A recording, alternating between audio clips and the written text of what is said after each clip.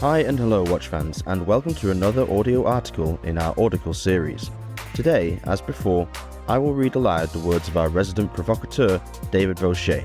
Then, on Thursday this week, instead of our usual interview show, Alon, David and I will meet up to discuss the watch and issues raised in this article in our analysis show.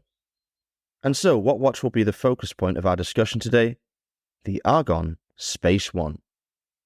In many ways, the last few years have been very weird for watch collectors, to say the least, but there is no need to lose hope.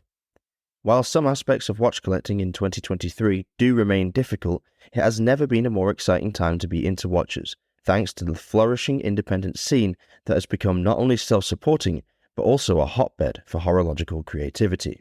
Technology and globalization have enabled a cohort of micro-brands and small independents to turn their ideas into reality. My take is that these new entrants don't compete with the established players as much as they complement them, playing the role of the dive bar band with a devoted following as opposed to the arena-filling pop star. Both are music, both are fun, both can be enjoyed by the same audiences, but they are very different creations. Of course, everyone's free to write their own songs or create their own watches, but actually, grabbing attention is another thing entirely. And today's article will cover one watch brand that has done just that and then some. Let's talk about Argon. Announced earlier this year, the Argon Spaceone project made a splash with the novelty of the overall concept, if not the overall design. That second statement is very much my opinion, so I'd like to start with that. Argon's debut model is called the Spaceone and looks, surprise surprise, like a spaceship.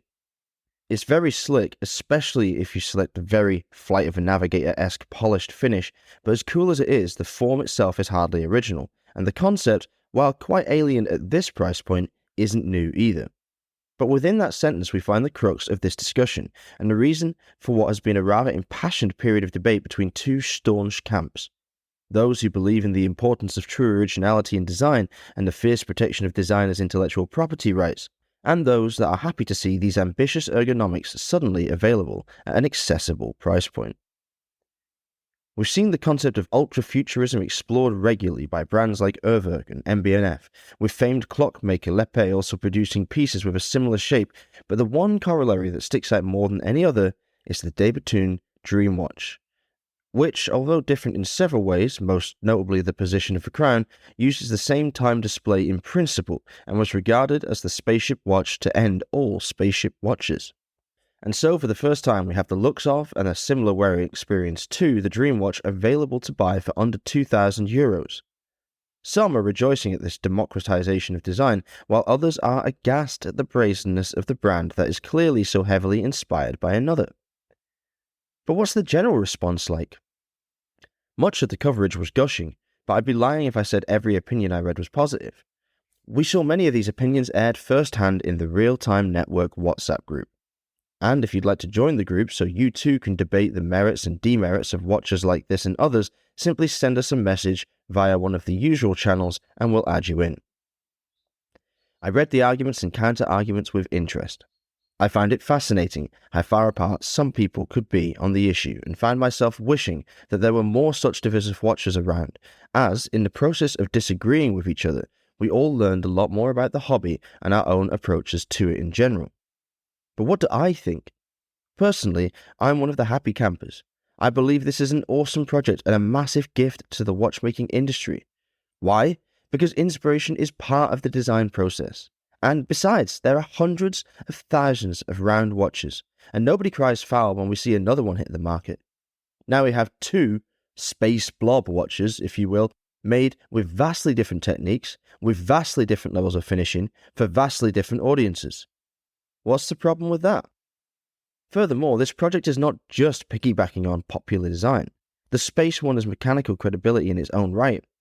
Théo Offray, one of the brand's founders, actually developed a 9-part modification to enable the Soprod P024, basically an ETA 284 clone, to display jumping hours.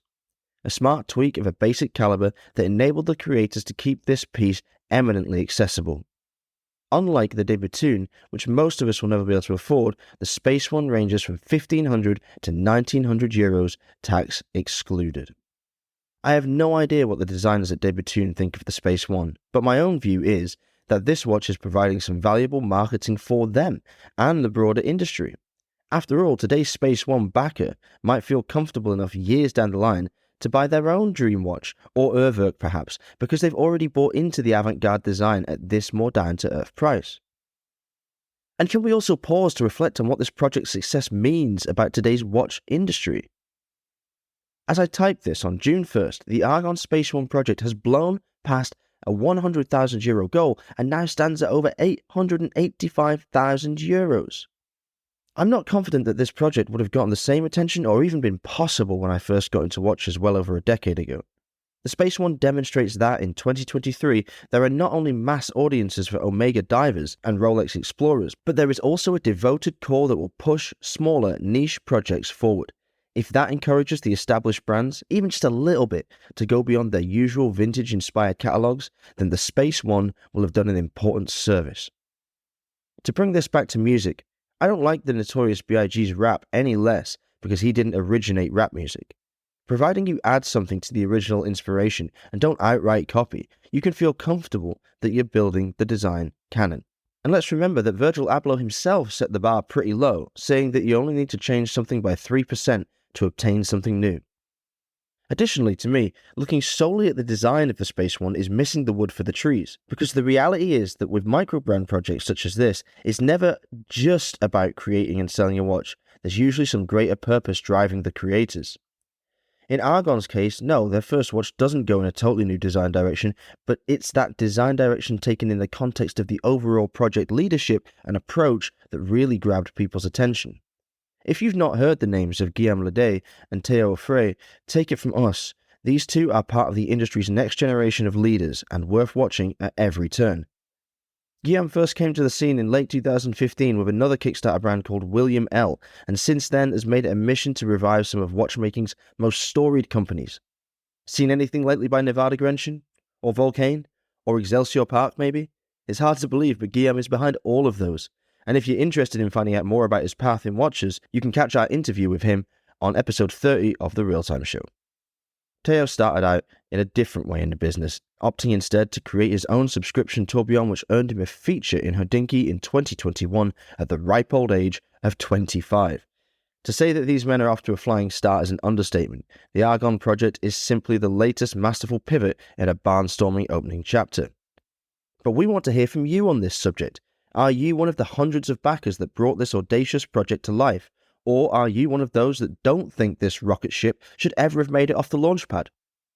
If you fancy picking up a reasonably priced conversation starter and can handle being asked 20 times a day what contraption you happen to be wearing on your wrist, be quick. You have just a couple of days to back the project before it closes. The project ends on June 10th, 2023, so head over to Kickstarter and check out the remaining options before then to avoid disappointment. And just to add, this Audicle is not sponsored, and we are free to express our own opinions about this watch, which we will do so on Thursday when the whole team comes together to analyse this show-stopping release from Argon. Until then, stay safe and keep on ticking.